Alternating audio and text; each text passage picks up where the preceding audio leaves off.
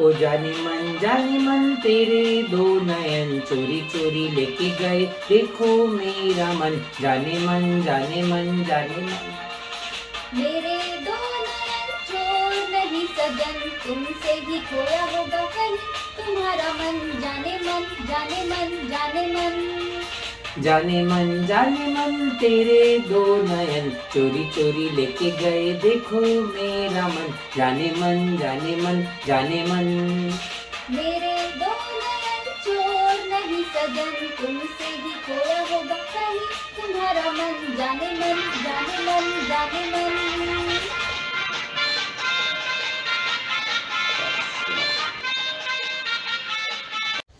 सादर जय। आज हम ग्रुप की ओर से एक बहुत ही विशिष्ट सदस्य से आपकी मुलाकात कराने जा रहे हैं, जिसने पिछले 2-3 सालों के अंदर ना सिर्फ ग्रुप, पूरे समाज और पूरे प्रदेश के लिए बहुत बड़ा नाम कमाया है, डॉक्टर रवि जी डोसी से।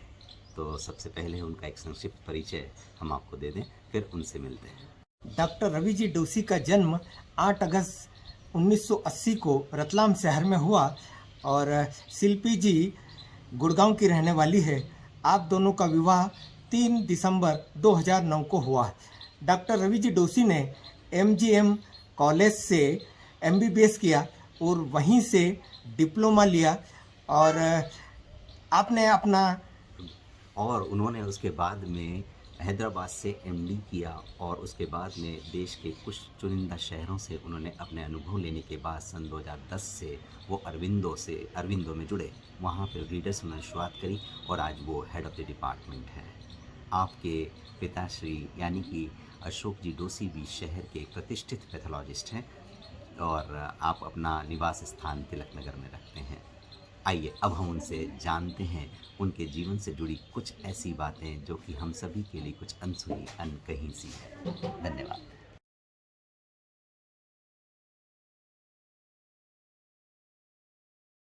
डॉक्टर रवि जी, जैसा कि आप मेडिकल प्रोफेशन में हैं और काफ़ी बिजी लाइफ है, फिर भी आपकी लाइफ में आपकी कुछ हॉबीज़ होगी, उनके बारे में बताइए।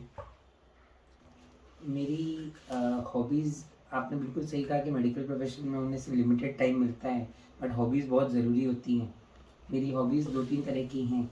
मैं सोशल अवेयरनेस के ऊपर काम करता हूँ अपने फ्री टाइम में, और मैं कोशिश करता हूँ कि कुछ ऐसे मेडिकल इश्यूज़ रहें, करंट बातें रहें, उनको सिंपल वीडियोस में जो कि लोकल लैंग्वेज या किसी कॉमिक वे में प्रेजेंट करके मैं लोगों को फॉरवर्ड करता हूँ। मैं मेरे छोटे वीडियोस बनाता हूँ 30 सेकंड या 1 मिनट के, और उन्हें मैं अपलोड करके सोशल मीडिया से सर्कुलेट करता हूँ। तो वो क्या आप कोई चैनल वगैरह बना रखा है आपने? यूट्यूब पे मेरा चैनल है और मैंने फेसबुक पे भी मेरे सारे वीडियोस अपलोड करे हुए हैं। यहाँ तक कि व्हाट्सएप पे मेरे जितने भी कॉन्टैक्ट्स होते हैं मैं उन सबको वो वीडियोस शेयर करता हूँ, ताकि कुछ ना कुछ हम एक बहुत सारी कॉम्प्लिकेटेड मेडिकल इश्यूज़ को सिंप्लीफाई कर पाएँ। गेम्स वगैरह में भी कुछ?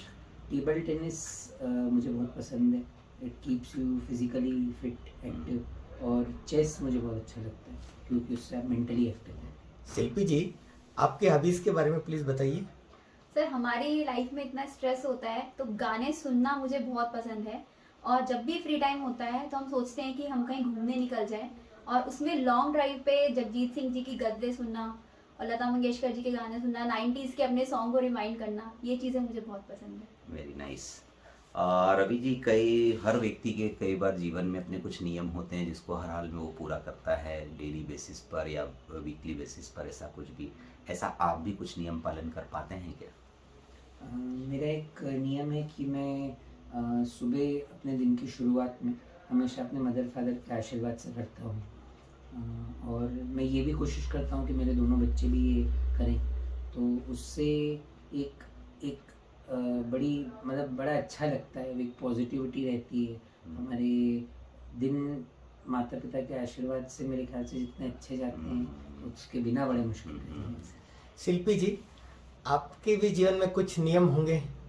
जी सर, मैं ये हमेशा रात को सोने से पहले कोशिश करती हूँ कि पूरे दिन भर मैंने क्या किया और अगले दिन फिर जो चीज़ें छूट गई वो मुझे क्या करनी है। तो मैं अपनी एक डायरी ऐसी मेंटेन करती हूँ कि उसमें लिस्टिंग कर लें कि कौन सी चीज़ें आपको प्रायोरिटी बेसिस पे करनी है और ताकि आपका अगले दिन का कुछ काम छूटे नहीं। बहुत ही अच्छा है, ये बहुत अच्छा नियम है आपका। रियली हर प्रोफेशनल को इसको मेंटेन करना चाहिए।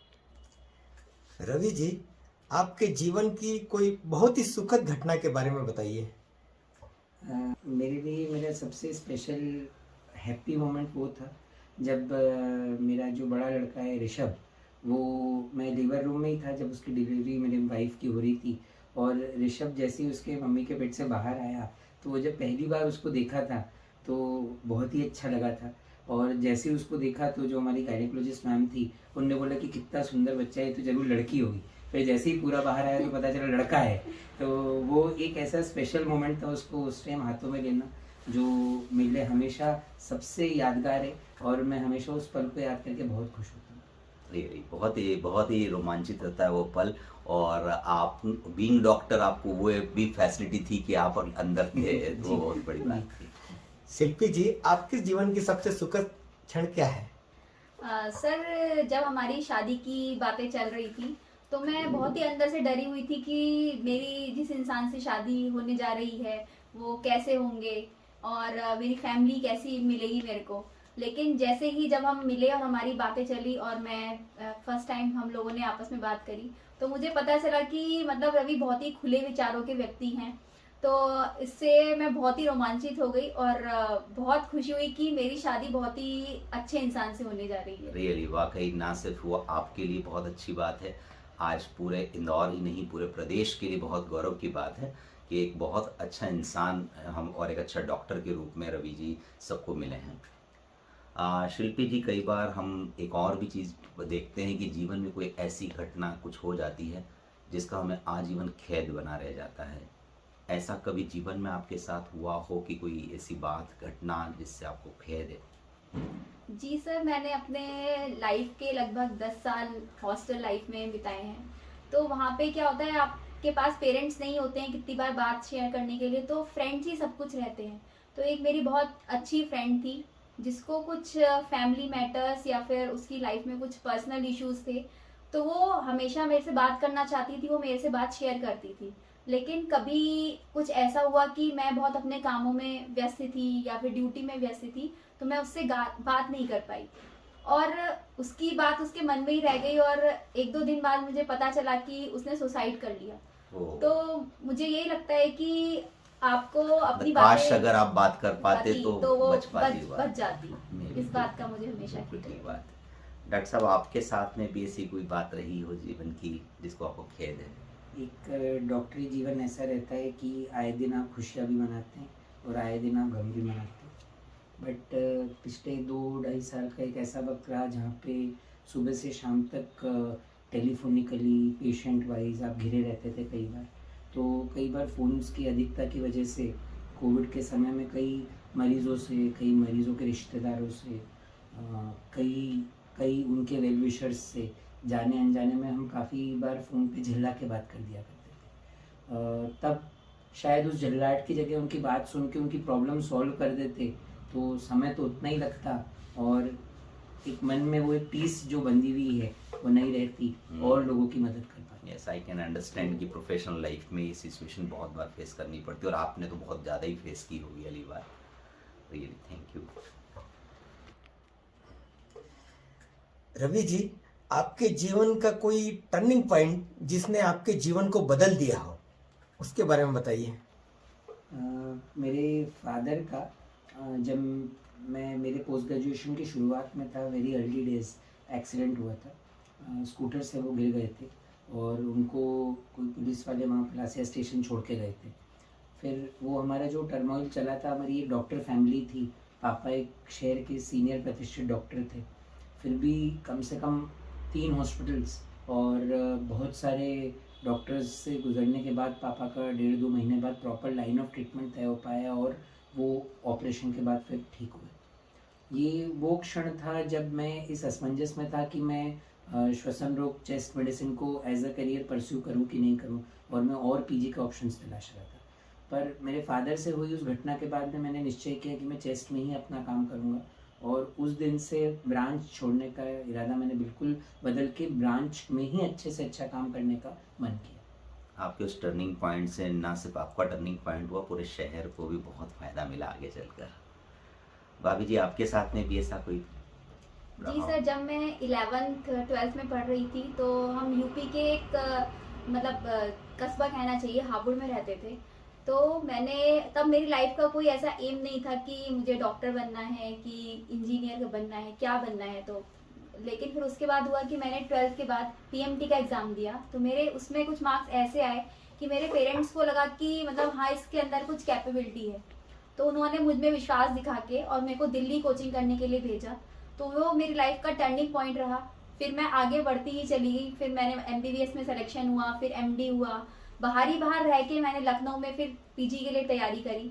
तो मतलब फिर ये मेरी लाइफ का टर्निंग पॉइंट रहा कि मुझे बाहर जाने का Yes, मौका मौका मिला अच्छे और मार्क्स उसका से। फिर अच्छे मैं एमबीबीएस बन के डॉक्टर बन पाई। ऐसा भी कोई मौका रहा भाभी कि आपके साथ में कोई ऐसा व्यक्ति आपके जीवन में रहा हो जिससे आप बहुत प्रभावित रही हो?